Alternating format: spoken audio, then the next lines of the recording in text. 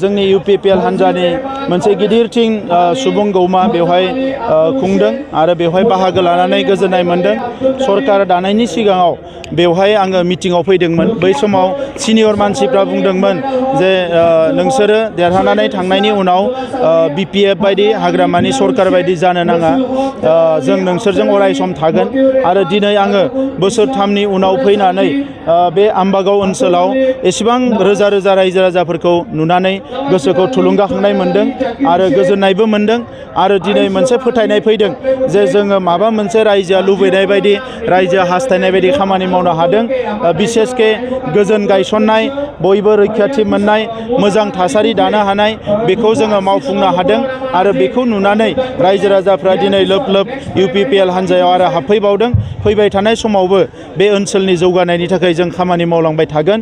दिनै आम्बागावआव जोंनि BTR गोरोबथानि जि मोनसे फसंथान नार्सिं आरो पेरामेडिकेल इनस्टिट्यूट, बिनि जोङो दिनै अन्थाइ खाम्फाखौ गायसनबाय।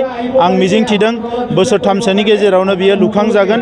अब्ला उदालगुरि जिल्लायाव मोनसे मोजां फसंथान जेरावनोखि जोंनि फरायसाफ्रा नार्सिं फरायनो हागोन आरो लोगोसे पेरामेडिकेल बायदिसिना टेकनिशियान आदिकरि बेफोरखौ बेवहाय फरायनो हागोन।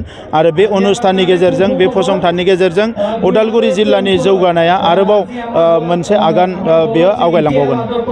लोकसभा बिसायख'थिया खाथि सफैदों नाथाय दिनैसिमबो बिजाथिनि दरं उदालगुरि समस्थिया जोंनि थाखाय जेबो साननांगौ समस्ति नङा। जोबोद भटआव बिनि बिजाथिया देरहागोन आरो बिनि बिजाथिनिखौ जों थाबैनो फोसावनो थाखाय BJP, AJP आरो UPPL जों सावरायगोन। बिनि उनावनो जोंनि बिजाथिफोरखौ फोसावगोन। राजखान्थिनि अनगायै आलादा सोंथि, बर' थुनलाइ आफादनि गाहाय नेहाथारि बिथांखौ नाब्ला हानजा होननानै मोनसे आङो सोर बिखौ मिथियाखै। आङो पुलिसखौ दायित्व होदों जे बिखौ बरननांगौ होननानै। पुलिसजों आं मैया हराव रायज्लायहरदों। दा नाथाय जायानो जाया मानो बियो मोजां नङा। मानोना बर' माहारि आफादनि दैदेनगिरिफोरखौ जों बयबो बेंनांगौ, जोथोन लानांगौ, रैखाथि होनांगौ आरो बिथांमोनखौ मान होनांगौ। दा बिनि सोलायै जुदि सोरबा बिथांमोनखौ भाबुक सिगिनायसो खामानि मावोबा बे दुखुनांथाव जागोन। आङो सोरबा मोनसे ग्रुपनि होननानै सानाखै दाबो। नाथाय जायानो जाया मानो बिथांमोना जाहाथे बेबायदि खामानिनिफ्राय गोजानाव थायो, आं बेखौ खावलायो। दिनैनि सानाव माहारि आफादफोरनि बिबान लानानै खामानि मावनायाबो समाजनि खामानि मावनायाबो बिराद गिदिर मोनसे जेंना। बेबायदि जेबो थासारि गैया। सोरबा साफा सानै गाज्रि सानग्रा मानसि थायो, बिसोरो एसे माखासे गाज्रि खामानिखौ मावो।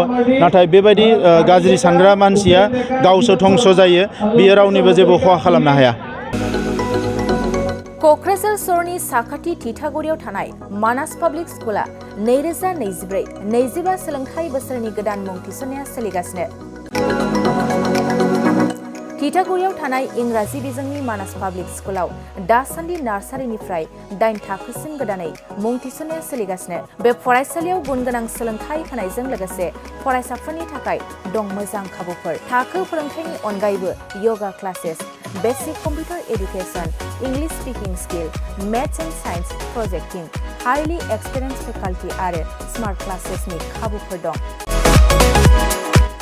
बेजों लोगोसेनो बे फरायसालियाव हौवासा आरो हिन्जावसानि थाखाय आलादा हस्टेलबो दं। गोसो गोनां बिजाथिफ्रा थिथागुरिनि मानास पाब्लिक स्कुलाव मुं थिसनोब्ला नैबे जानबुं नम्बर 6000853288 6000489621 9101008849 कल खालामनानै सुलाद लानो हागोन।